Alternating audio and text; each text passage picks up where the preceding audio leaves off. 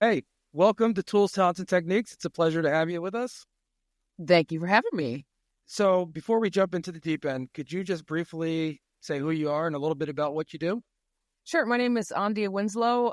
It's hard to say what I do, but I think I've crystallized it down at this point in life to being a storyteller.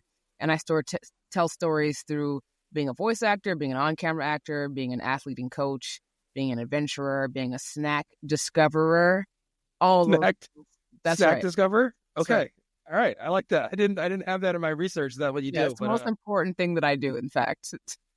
So one of the things I was really excited, I am still really excited about having this conversation because, like you said, it's hard to distill what somebody is and the essence of somebody, but getting to know about you and what you do, there's so many different things, and you can't isolate them down to one thing. So to be able to have this conversation with you and talk about your journey into who you've become is gonna be a lot of fun. So my first question, well, I would put out there. So where does your origin story start? Where are you from originally? Well, I was born by the river in a little tiny tent. Sorry. Okay, For those good of you start. I should have sung it. It would have landed better if I would have sung it. I was born, surprisingly, I was born in Anchorage, Alaska, and a lot of Alaska families moved down to Seattle at some point for employment and just cultural immersion. So we moved down to Seattle. So I was pretty much raised in Seattle, grew up kind of conservation-minded, grew up playing golf. Seattle's not really known for golf because it's so rainy, but some really big names have come from the Pacific Northwest, Fred Couples, Peter Jacobson, things like that. And then that's my origin story. Then I went to school back east, and then I've bounced around the country since then. So I've really seen a lot of what this country has to offer, and I think it's afforded me a lot of opportunities and experiences that have made me kind of the well-rounded person that I feel that I am today. So when you talk about you played golf early in Seattle, how old were you when you first got into the sport? I was about 10 or 11. It was in a summer program through an organization called First State Golf Club. And that was a golf club that was an affinity group for Black folks because back in the day, golf was segregated and or Black folks of color were not allowed to play golf. So First State Golf Club was founded in the 40s by Wilbert Ponder and some other gentlemen as a way for folks who enjoyed golf to get together. The golf courses, both private and public, were segregated. And so these folks got together for their love of the game. And throughout the years, especially when I joined, they were helping juniors and folks who are new to the game get involved in the game at different levels. I took to it. Wilbert Ponder was my coach. He's also like an adopted grandpa.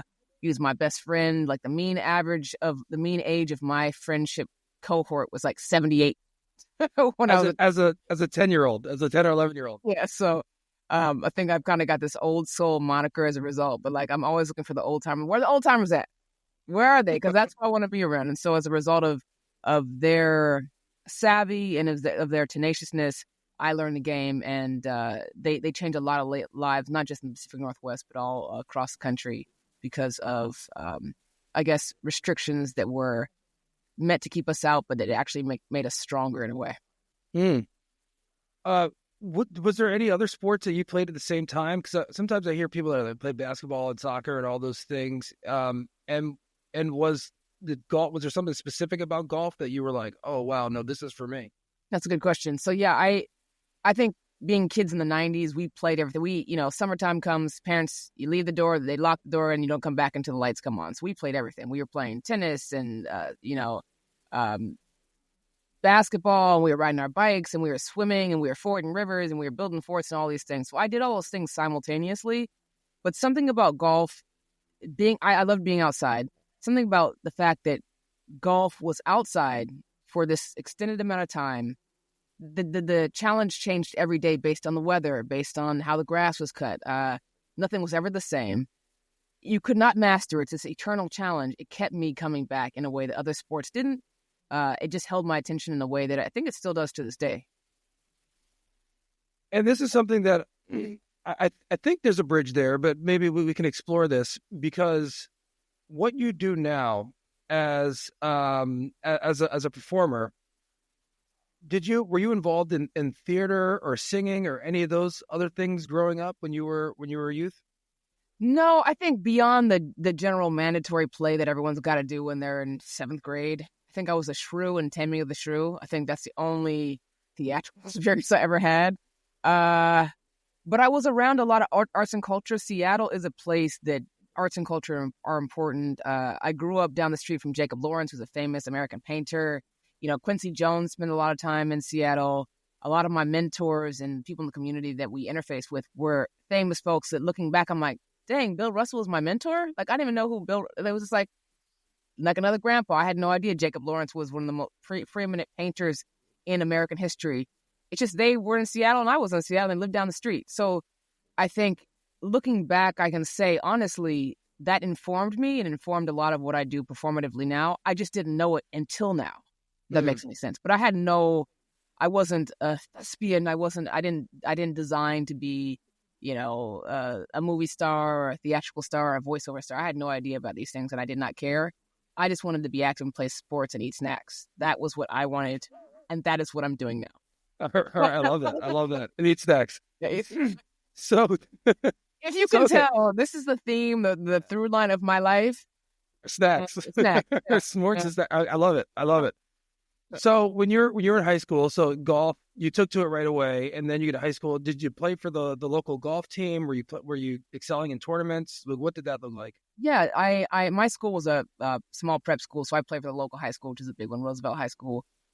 Played at a high level, competed at a high level, both during school year and in summer. I was top ranked in the world, top 75 in the world at one point in my junior career, recruited by 50 colleges and universities, and so I was following this trajectory, this very quick ascent to the top, and I loved the game, and then adulthood. Yeah.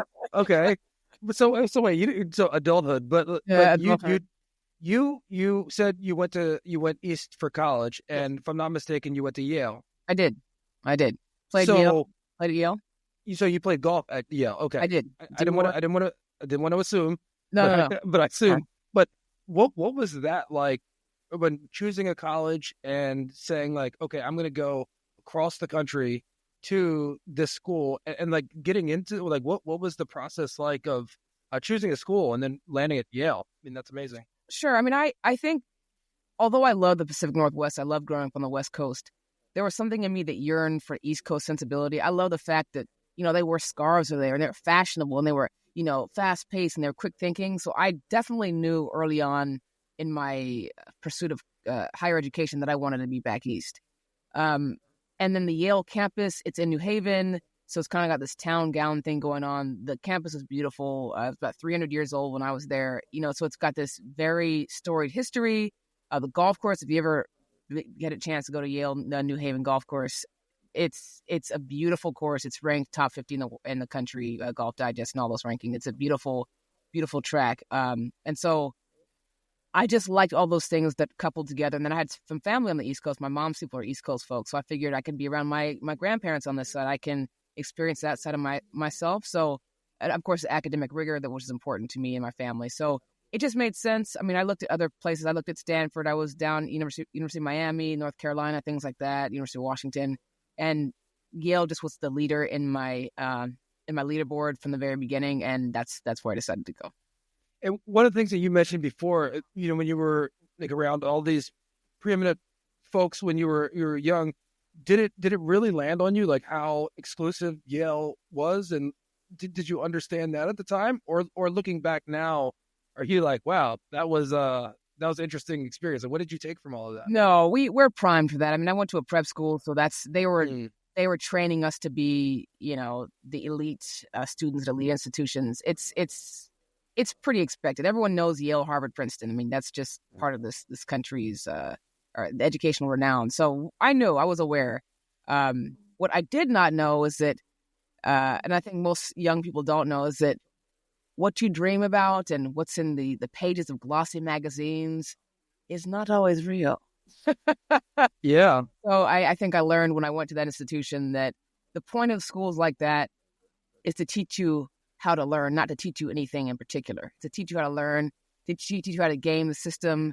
You learn that folks who are living at that level, living in that echelon, they learn how to bend rules to their liking. They are captains of industry, and I learned that it's all about gamesmanship. That's what I learned at a place like that. I'll be quite honest with you. Wow. Okay. I mean, that makes sense, but do you really feel like did it hit you right away? Like your freshman or sophomore year, and you were like, wait a minute, this isn't yes. what I thought it like. Oh, can you unpack that a little bit? Like, again, you don't have to say names. You don't have to say names or anything specific. I mean, here's what I'll say. It's kind of interesting. My peers are now going to be vice presidents. My peers are running the country. It's about power. It's about play. It's about who you know. It's about jockeying for position. That's what it's all about. That's my opinion. And it's only my opinion. But having witnessed it firsthand and saying, wow, this is how the world works. It's not a meritocracy, often. In fact, the folks who have the most power should not have the power they have because they're not good people. That's what I learned very acutely. And I think I was just a very naive person at first. I'm like, yes, we're all here to learn and to be citizens of the world. But that's not the way the world works. And that's what I learned.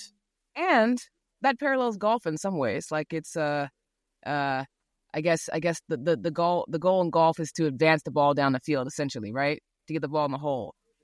It's all about strategy. And that's what politics is. And that's what adulthood is in this country, especially. So I think I learned that in a way that made me open my eyes and become an adult faster than I was looking to become an adult. This conversation has taken a dark turn. No. Hey, it's not. Hey, listen. No, this is great. This is important. This is important. I think this is really important, especially when you think of how when you're faced with something like this, and so I'd like to dig a little deeper in this. When you're faced with that awakening or that understanding, it's like, what do you do? And if you're faced with this right away, and you're like, oh wait, this isn't what I thought, or this is not, like, what do you do? How do you adjust? And you finished Yale, correct? So like you powered through. You found a way to do that. You have a successful career. So that's what I love about this, having this platform, the show. Like, we could talk about this of like, you were faced with this and you were like, oh, now I have to pivot. Now I have to do this or that. So what it did is you don't have to do, I think what it is you go to school like that or any institution, you think, I must do these things to become successful, to have the money to buy the house, to have this. And I realized these things, these beacons or lighthouses that people are trying to achieve or to reach, it's not real. And also it causes very acute unhappiness. So having the things, having the titles, I was made to see very quickly that that's not what it's all about. Why are we going to these schools? So that we can get the best jobs. Why do we want the best jobs? So we can make the most money. Why do we want the most money? So we can buy the biggest house and the biggest car and marry the most fancy person. Why? And are all these people who have accumulated all these things happy? No, they are not in most cases. And I learned that very, very quickly, and I think in a way that was a gift. Because as a result, I'm not an Autobot. I'm not on an assembly line. I didn't do the, consultant, lawyer, doctor thing, which is what most folks do. And a lot of my friends are recovering in all those industries. They're recovering lawyers, recovering doctors, recovering consultants. And maybe now and after their first or second divorce, they're like, wait, it's my life. Wait, I should do what I want. And I'm like, yes, I've been trying to tell you that for some time now. But people have to, everyone takes their own journey and everyone has to learn their own way and at their own pace. Hopefully everyone does. Some people never do. So and your major in college was sociology? Sociology and interdisciplinary study and film studies, but I started as a physics major, and that was another thing. I was physics, astrophysics. I wanted to be working at NASA. And then after a year, I was like, wait, actually, these are not my people, and I don't want to be in a lab, and I don't want to be in academia.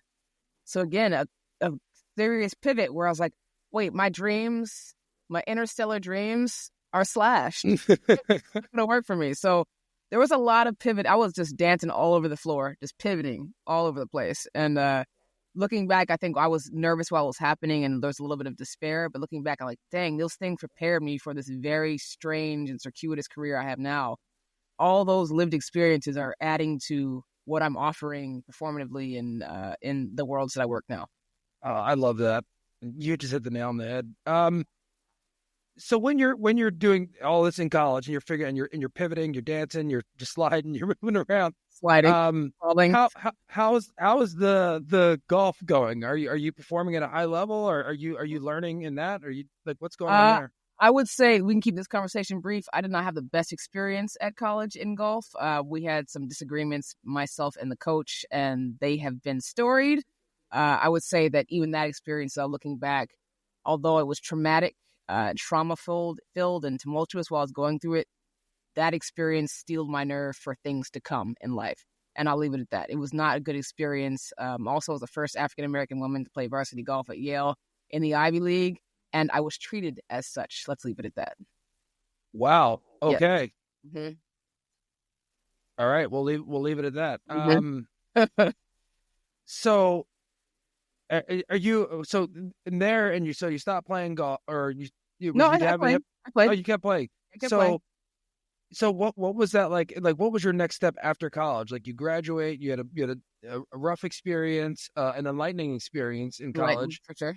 And then, like, what is your next step? How did you transition out of school? So I think my dad's an attorney. He's a lawyer, and I think he thought the natural good step for me would be to go to law school, because not necessarily to be the litigator, but just to have the training. He figured that law school is a great training ground, but I didn't want to do that. Didn't want to go to business school, and I was always kind of in this liminal space. I had no idea. I was confused. I'm like, do I love golf? Do I not love golf? The experience was poor.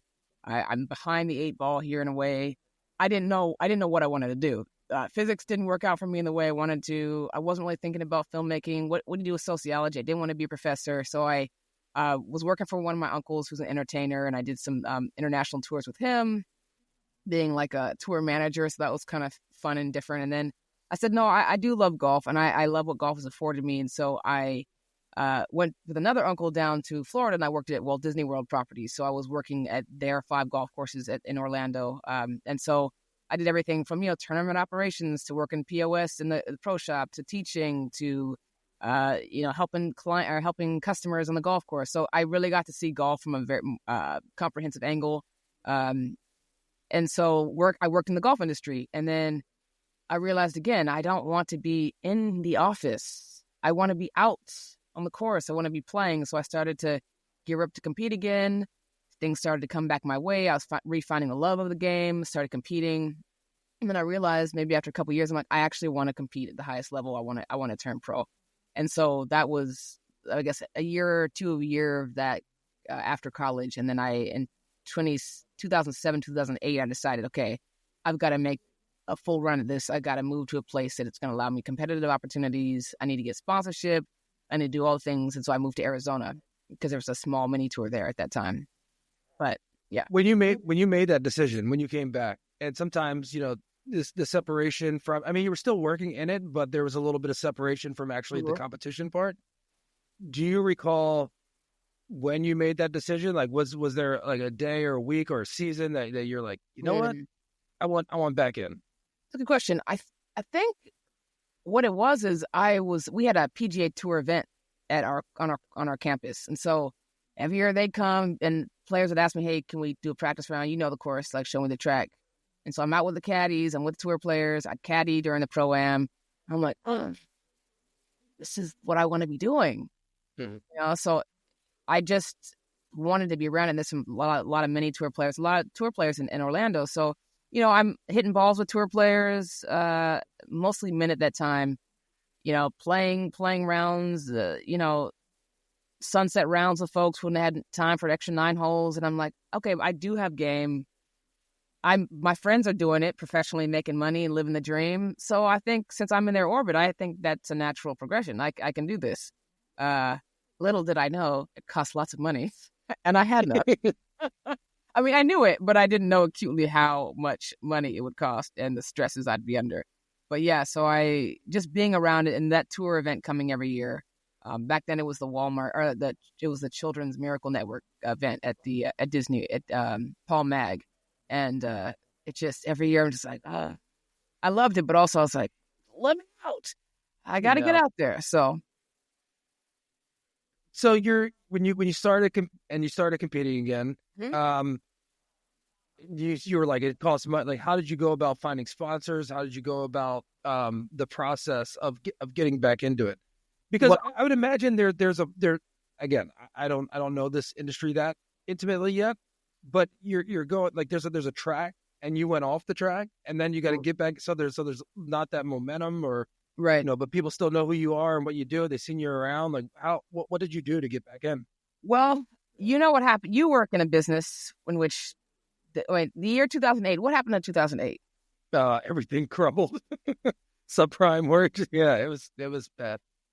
Right. So I decided to turn pro in the year that subprime mortgage. Like I turned pro in a time where everyone lost all their money, which meant there was no money. But golf requires money, especially at that level. I mean, you need at least $150K a year to be competitive. And you're competing against people who either are Silver Spoon kids or they're international students who are international players whose federations, whose countries are paying for their facilities fees, for their coaching, for their care, for their, reoccurring expenses. So in order to be competitive, I need the money to do so. I was working 4, 5, 6, 17 odd jobs to pay. So I'd, work in the morning, my tee time's at 10 for a tournament, go to the tournament, finish, drive through traffic, go to work. And I was doing that the entire time that I was trying to play professionally, and it just really wasn't sustainable. So I did have some money. I was a tailor-made Adidas athlete, so I did have some funding from them. I had some coaches that really believed in me who did not charge me. I had a landlord that was very, very patient.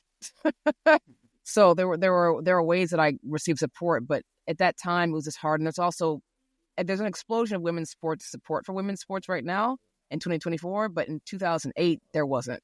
Why would a sponsor give me 5, 10, 15, 20, 100K when they can give a man of equal ability that much money and the return on their investment will be higher? Because even if I won the tournament and the mini tour, if he placed 10th, he would make more money than me.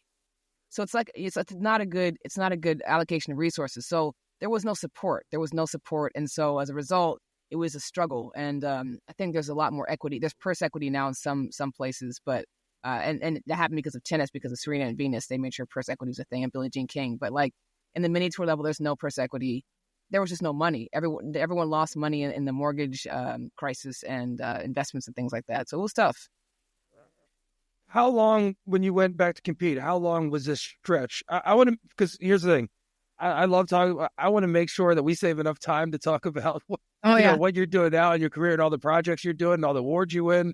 But I think this is important because this tells part of your story. So how long were you competing when you went back in? I was doing it probably full time for about two and a half years.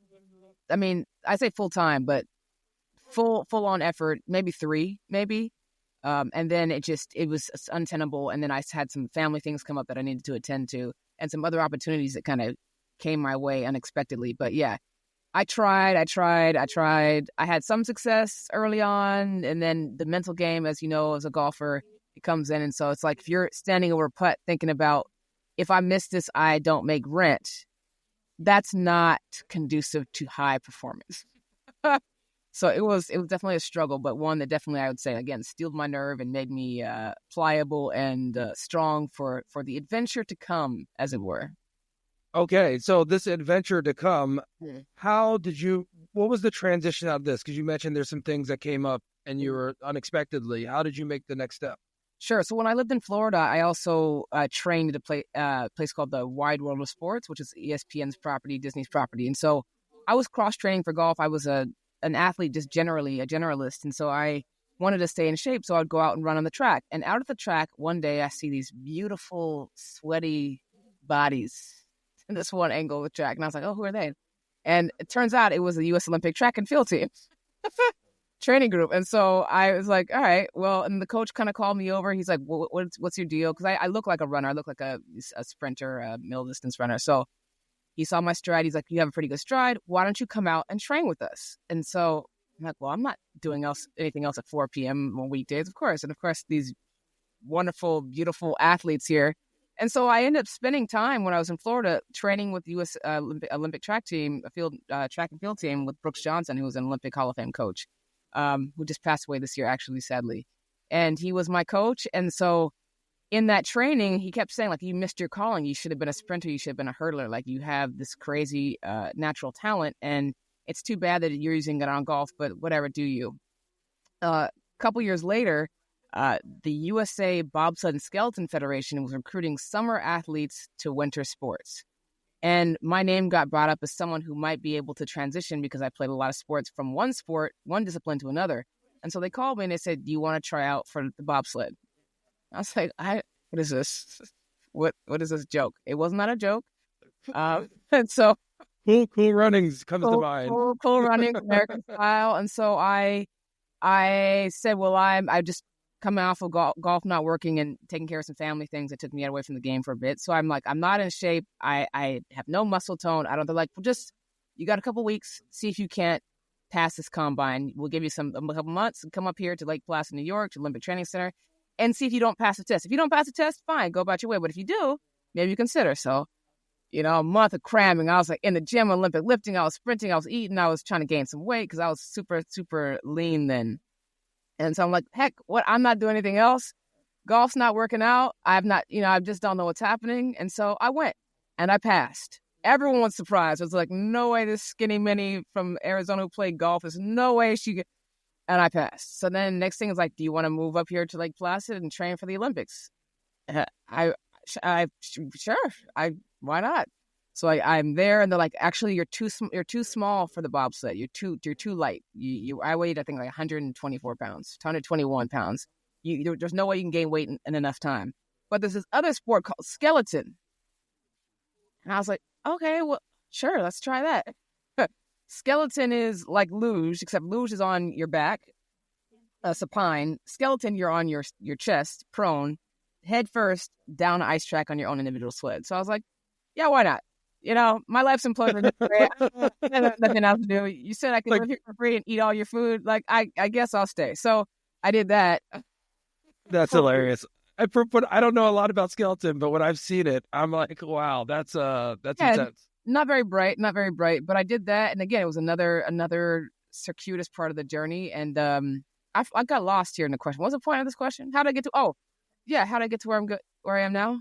Right? Is that the question? No, hey, this is. First of all, you went by something that I think is important. I would like to go back to that.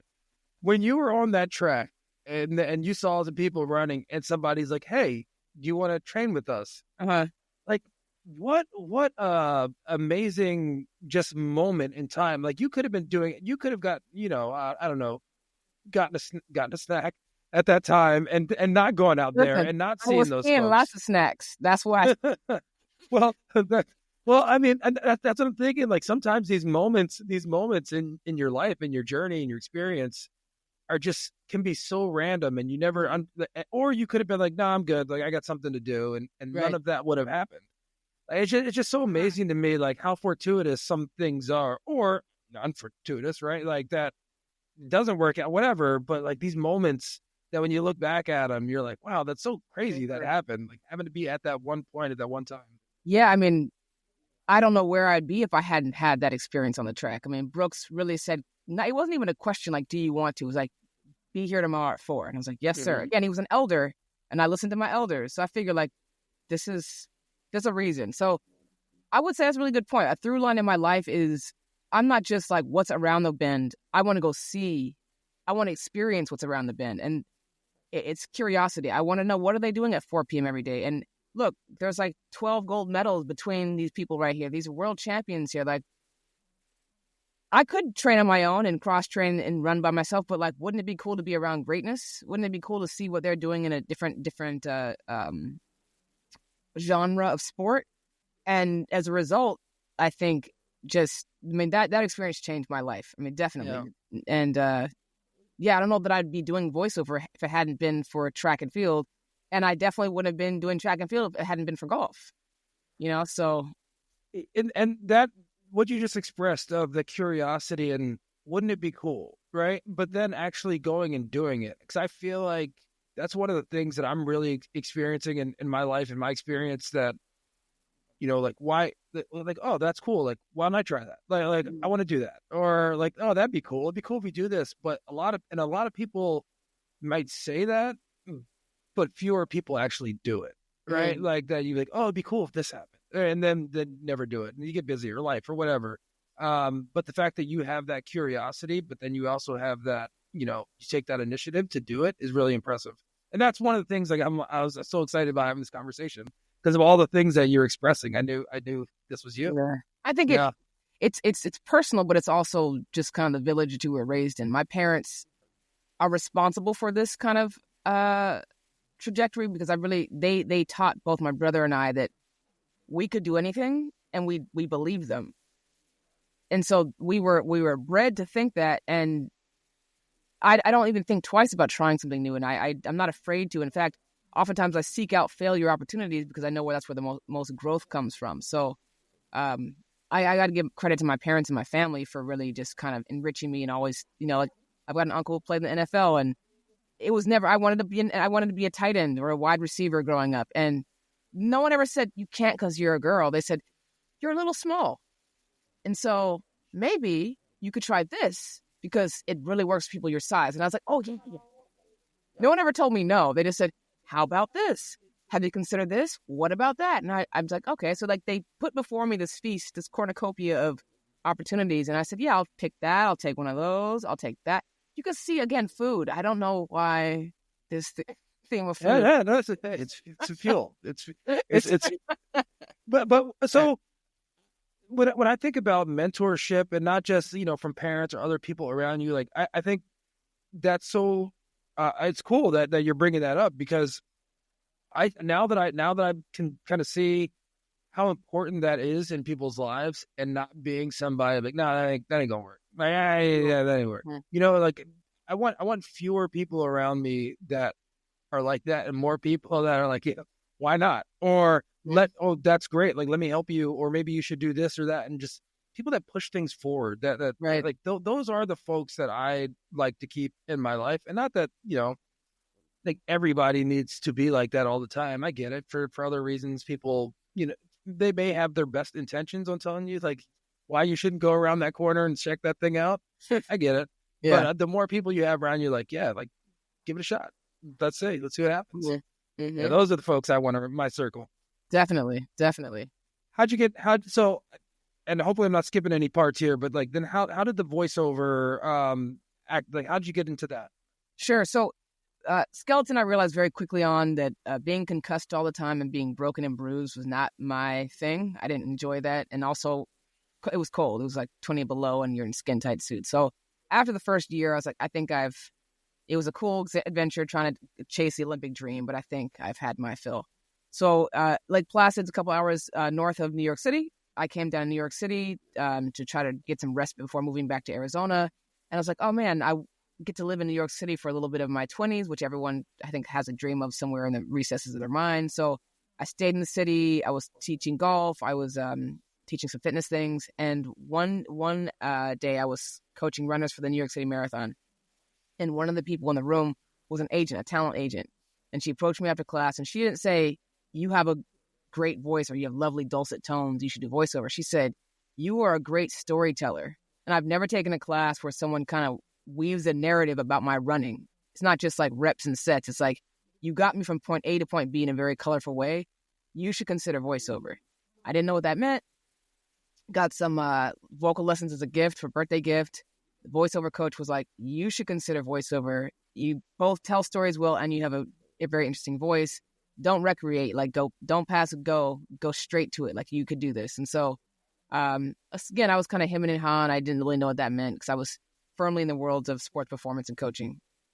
And then I just started auditioning. And then one of my first gigs was to be a voice of PBS. And I love PBS. I mean, I grew up, we only were allowed to watch PBS. So I was like, oh, wow, cool. And then I saw the check and I was like, wait, hold up. You mean to tell me I can do something I love from home in my closet and make money and tell stories?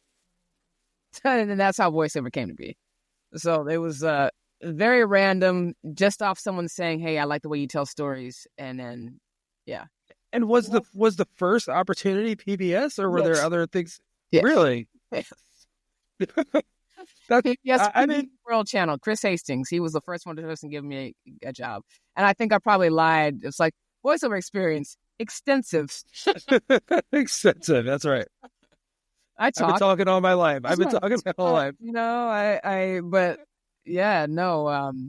And then I used those funds to. I want to get back to the West Coast to my family anyway, so I used the funds from that check to join the union SAG-AFTRA to pay first, last, and deposit in my studio apartment in LA, and to start training. And I spent a whole year training for voiceover, and that's how it all began. Because of sport, because of skeleton, because of track and field, because of golf, voiceover. Very, very strange. I mean, you could call it strange. I call it unique, which is, it's absolutely beautiful. So you get into voiceover, you're like, oh my God, like I could do this. And then, like where was the, okay, now this is my career. Like, this is what I'm doing. Did the person that introduced you, was it like get an agent and then figure, like, what were those next steps? No, the person who told me I had a great storytelling capability did not think I was worthy of signing. So I had no talent agent. So when I got to LA, so it kind of was I'd imagine, hey, you'd be good at this. Yeah, I mean, not good enough for me, but good enough for somebody. You might be good, but don't ever come to my door. Yeah. Don't you darken my door. No, so I got to LA. LA is a place, if anyone knows anything about LA, New York is all about, again, it's about merit. It's about, you've done this, here's your body of work, whatever. But LA is like, who do you know? And I was new to LA. I knew no one. So people were like, well, you have this PBS credit. Fine, but we don't know you. And so I knocked on doors. No doors opened. So I said, hey, that's fine. I'm going to use the money from my PBS money, and I'm going to spend a year training. I'm going to decompress from the life in New York City. I'm going to decompress from life upstate. I'm going to just train. I'm going to take every class. I'm going to read every book. I'm going to watch every video. I'm going to go to every screening, every plenary session. I'm going to just take it all in. So I did that for a year, in addition to exploring LA. And after that year, it's like the light switch went on. Then I got an agent, and then I started booking like crazy. And that was in 2019 is when I completed my year of just training and self-study. And then it just has been like this ever since. So I put in the time, I did the work. I continue to do the work now. I still train and things like that, but it wasn't an immediate success. That first booking was an immediate success, but that was a little bit of a fluke. I think it was kind of like my little treat to get in the door. But after that, I worked very, very hard and also strategically, and that's how it went down. So yeah. Well, that reminds. Sometimes I meet somebody who was relatively new to golf, and it's like the first time they go out, they just flush one or get a hole in one, and you're like, what? How did you do like that? So it sounds like you just knocked it out of the park, and then your first go around and got that taste. People tell you the golf, the shot that keeps them coming back. Oh yeah. Well, to get that first one, like that's amazing. Yeah, but it whet my appetite. But then I realized that this is a craft. This is people have been doing this for years. There's different genres that require different points of focus. It's highly competitive. I would say, almost, to be quite honest, voiceover is more competitive than professional golf in my experience. And I've played professional sports. I've played elite sports. It's more competitive because it's also subjective. It's like, who's to say? So it's and there's so many very talented people. Like, there's no exaggeration when I say that sometimes I'm auditioning against Morgan Freeman. That is actually realistic. I mean, he's not auditioning, but they're considering him, and then they audition everyone else. So it's like, I'm auditioning with people. I'm auditioning against Oprah. I'm auditioning against Michelle Obama. Literally, my voice is being considered with these people who are at the top of not just their game creatively, but the world. So it's something where I realized in order to stay fresh, in order to stay primed, I had to do the work, and I was committed to doing that work as I was when I was playing sports. And so I think the sports mindset, when it's transferred to other endeavor, is why you see so many athletes in the C-suite and the E-suite, you see them being successful because all the tenets of athleticism and focus and discipline are so readily available. That's not what I'm trying to say. No. They land everywhere else. They land very well. Well, yeah, and that, that completely tracks with what you're saying, because when you said, I'm going to train, I'm going to work on my craft. not exactly the same, but there are similarities to, okay, I know how to get in the gym and work on this and this part of my game. I know how to go out there and work on chipping, putting, irons. Right. Like I know how to break this out and train to get there.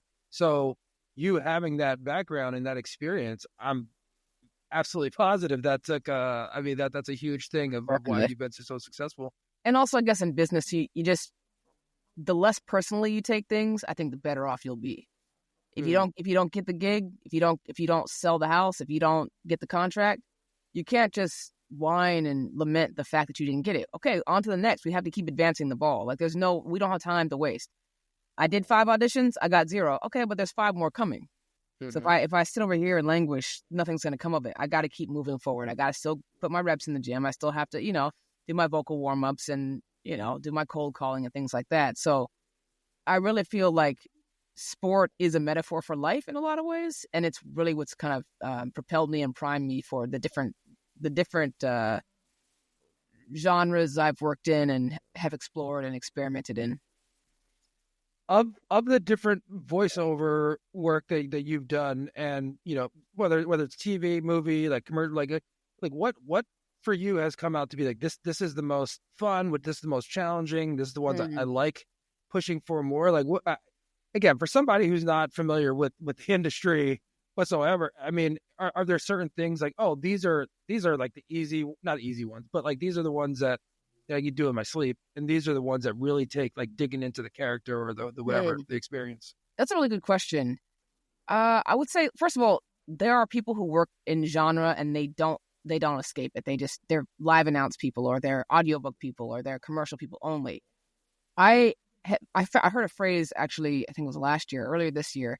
The person said that they were genre fluid. And I was like, I want to be genre fluid.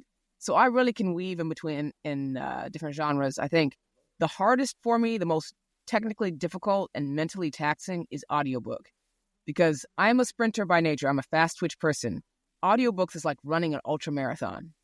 What happens is you come into your studio. This is my home studio here, for example, and you're in there for 6 to 8 hours a day in the darkness reading, and your tongue starts to get tired and your brain starts to invert words, and there's other people listening on the line, so mistakes, so there's self-critique going on. But when you're done, you're like, wow, that was intense. And you do that for maybe a week or two. Then you do what's called pickups, so you have to go back and correct your mistakes. And it takes a lot of energy for someone like me. But then there's some people who will pick up a piece of paper, and it's called a cold reading. They've never seen the words before, and they can read it just seamlessly, no mistakes. And they're just so slow, and they're just like, how do you do that? It's a different skill. But this year I was actually honored to read Brittany Griner's book, Coming Home, which is her autobiography about her time in Russia. And that book was very difficult to read because of the subject matter, but I think it was really impactful. And so I think what I do now is I try to find work that's both entertaining and fun, but also work that's impactful and tells a story that will resonate with folks, or disseminate news in a way people wouldn't consume it otherwise. People are not going to read a book, but they might listen. And so I think those are the projects that I found to be most important. Hardest, I would say audiobook. Most fun, probably video games and animation. I also enjoy live announce. I enjoy sports. So, being the voice to open up the MLB season this year is kind of cool. You hear your voice in the Dodger Stadium, and that's awesome. And doing some Super Bowl things like that. So that stuff is always great, because it's like my worlds combined. I got sports and not vocal work combining in a way that's that sounds real to the listeners, and it makes me feel like, okay, I'm still in the game, as it were, in a strange way. So that's always a lot of fun. And so that's amazing that you're doing all these different things, and like you said, you're genre fluid. When you I want to go back to the audiobooks thing for a second. So when you're reading, how does it work? Do you like read the whole book first and then do it, or do you just like read the chapter and like, okay, I got it, like now I read? Like how does that work? I'm not sure if there's a fixed rule, but most voice actors, narrators will read the entire book because you need context. And you also need to prepare your questions and prepare your characters. Let's say it's a piece of fiction.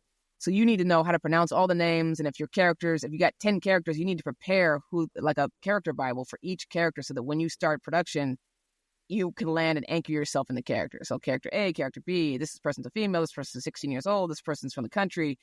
If you don't know that ahead of time, you can't properly plan. So it's it's a lot of work, and then it's the pre-work, the pre-game, and then there's the actual game time stuff, which is just like, you're just like, oh man, can you? I'm also ADHD, so it's just like I'm like sitting here like, oh, let me out of this cage. So it takes a lot, but you mentioned self-criticism. So when you're doing it and you're reading, and the people listening in, are they giving you comments while you're doing it as well? Mm-hmm. Especially if you make mistakes, which I'd make. Especially. So like, yes, let's take that again. It's just like all the videos you see, the spoofs. It's just like that. Okay. Yeah. And so you mentioned the ADHD, and you're like having to sit there. Is there anything that you do? Like, do you have like fidget spinners or anything? Like, is there anything that you use like that? No, that would take me out of it. I think what I do is oh, this is interesting. You know when you're standing over the ball, and you're having trouble making impact, flush impact every time. Right. Every time. I'm not trying to call you out. One thing what you can do is to look at the back of the ball and try to watch your club strike your ball at impact. I think a lot of people hear, keep your head down, whatever. That's not precise enough data or information. If you try to watch the moment of impact, you will be focused. So for me in audiobooks, I try to watch the very last letter of each word before I say the next. And that's how I try to focus. That's the same moment of impact. Before I move on to the next word, I have to finish the word. So let's say the word is farm. I'm looking at the M of the farm before I move on to the next word, which is animal, farm animal. So I'm like, farm animal, which is the moment of impact. And that's how I stay in the zone. Otherwise, I would be slurring and cussing, and because I just can't. It's just a lot. There comes a point in audiobooks in which you'll see the word the, and you're just like, because your brain's like, I've had enough. You can't even say the word. It's just like your tongue is tired, your tongue is heavy in your mouth. There's nothing left. And that's why. that little tip, that technique that you use, is that something that you learned along the way, or is that something that you just felt like was instinctual? I take skills from sport and I put them into my creative pursuits, acting and voice acting. That's me doing that. That's me saying, how can I make this relate to my brain? How can I make this athletic? How can I see? Because what it is it's action, right? Even though voiceover is just my voice, I have to find a way to make it active. So, for example, when I'm in the booth, you hear me say, on sale now. I'm not just saying on sale now. I'm using my body, and so I'm a very physical. I'm very physical with my performance, and people are like, does that help? It does. If I'm trying to cut through a line, I'll do this. If I'm trying to ask a question, I say, is it? With my hand, because it helps me get there. If I'm trying to, land something somber or dark, I'll go down. So like, this weather sucks. But that physicality helps me land the plane, as it were. And so I try to take things from sport into voiceover because it makes me feel alive. When I'm in a padded room in darkness and have to be still and have to keep my mouth on axis, like you're not supposed to move, but I find ways to make my body move, to make my brain move, to make my brain agile, to help deliver performances that are alive, so that you as a listener, when you're listening with headphones especially, it's a very intimate experience. How can I bring myself to life? So if I'm trying to be happy, if I was saying, like, my team's going to win, I could say, my team's going to win. And you don't really believe it. But if I put a smile, my team's going to win. You can hear that. And as a result, you are going to be affected. So my job is to tell a story to make you move, do, go, buy. And the way I get to that story the most efficient way and effective way is to move my body in a way that makes my voice sound a way, that makes your brain react in a way. That was deep. That was deep. Two things. I mean, that was very deep, but it was very accurate. And one of the things that I think of when people, there's the expression, keep your eye on the ball. Mm-hmm. And you're like, all right, yeah, look at the ball. But it's like, no, that's not precise enough. Yeah. That's not, it's a suggestion, but it's not really direction. But by telling somebody, no, look at this dimple, or watch the club hit that dimple, then you're giving somebody like a more precise direction on an instruction. So that makes a lot of sense. But then, how you're developing these skills and these techniques and how you're advancing your craft. I always feel like there's a level of proficiency that you have to get to then get creative, right? Like you need to know the foundation in many instances. You need to have a fundamental understanding of it to then know how your brain works with it or how your body works with it. And then that's where you start to be unleashed, right? Where you can just be, and then it becomes your own. And I think you nailed it. Like that's amazing. Yeah. It's all about nuance, I think, ultimately too. Mm-hmm.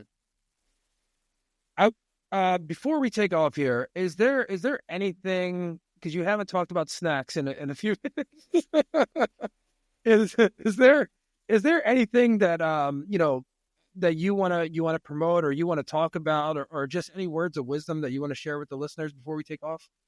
Words of wisdom, I would say, I think a lot of people want the end result, and this might sound trite, but you really have to do the work.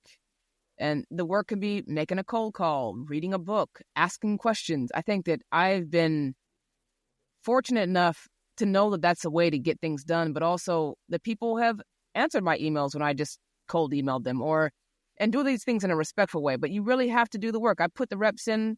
I was shooting in the gym when other people weren't, literally. So that's when your luck and your opportunity meet and all that things, that those sayings are true.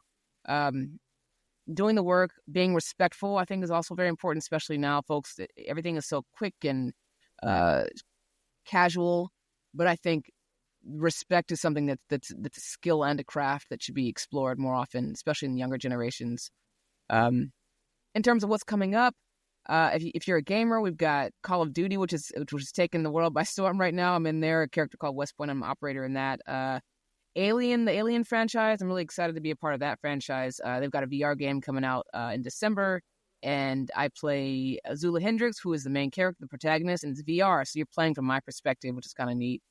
Quite a few animated shows coming in at the top of the year, and then a show on HBO Max movie on HBO Max called Calamity. It's a Warner Brothers take on an old classic, and it's a horse movie.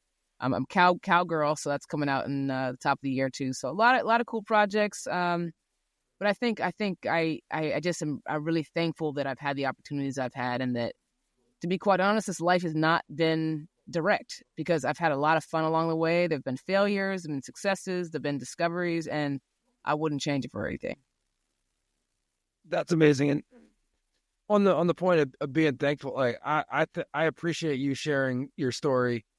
Your journey is unique, and it's authentic. And so congratulations on all your success, on your future success. It's really impressive. I'm going to copy all your information on the show notes to share it. But I'm so honored to meet you and to share this time with you. Thank you so much. So when you come to LA, we're going to get a burrito, because I got the spot. Yes. Okay. Yeah. I mean, I know you if there's anyone who knows where the snacks are, it's on the corner of Olympic and La Brea. We're going to go there. El Chato Tacos, you and me, we got to get a burrito. All right, we'll do it. Well, hey, thank you so much. Thank you. That was fun. Was it? Okay. Sometimes you're... Bring it back. I got to bring it back. I got it. No, that was...